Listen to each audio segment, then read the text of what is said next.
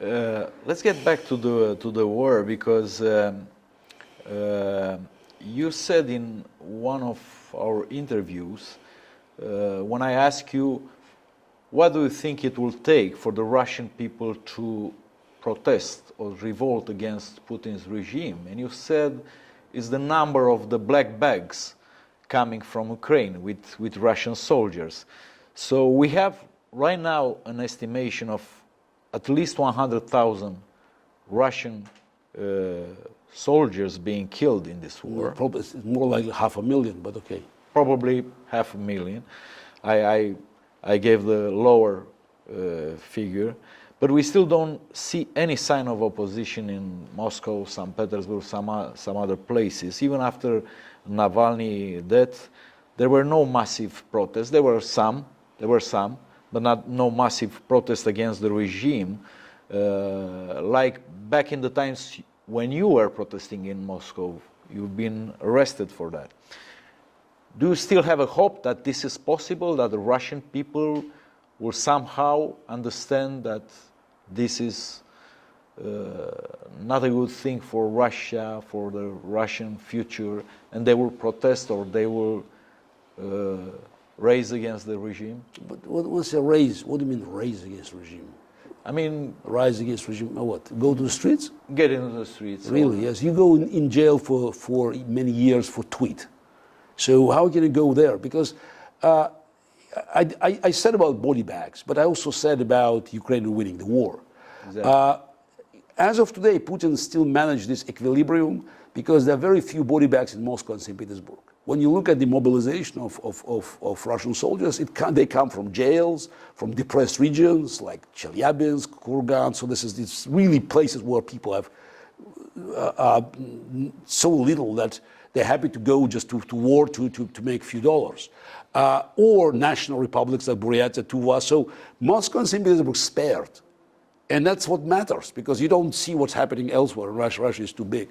And Putin, again, looking for African recruits and now North Koreans to make sure that he doesn't cross this bridge.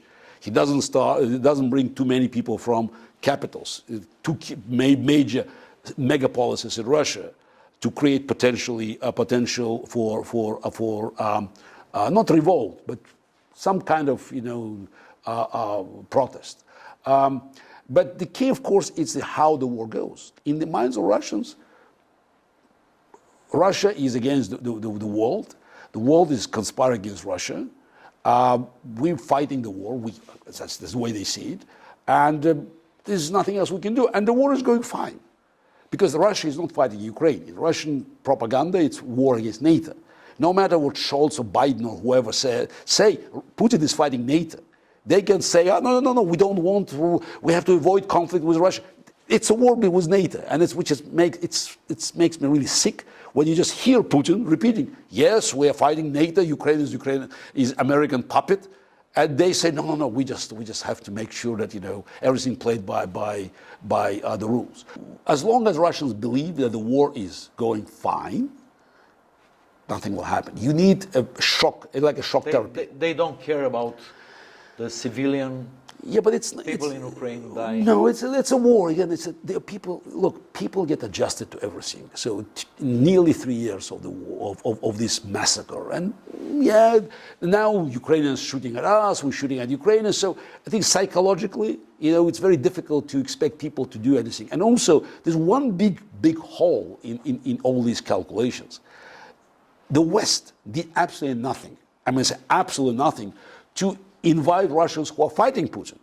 For instance, just as we had more than 1 million people, just leaving Russia, some say up to 3 million people, after the full-scale invasion.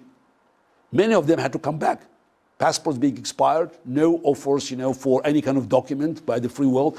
Michael Khodorkovsky and myself, we have been advocating aggressively, saying we need to recognize free Russia, like a free France de Gaulle. You have to start issuing documents. For somebody who says war is criminal, regime is illegitimate, Crimea is Ukraine, I'm on your side, I want to fight on your side. No, you cannot do that. So you have many Russians saying, nobody wants us. Where can we go? But that's a problem that the free world, led by America and with top European countries, doesn't want to see Ukraine winning.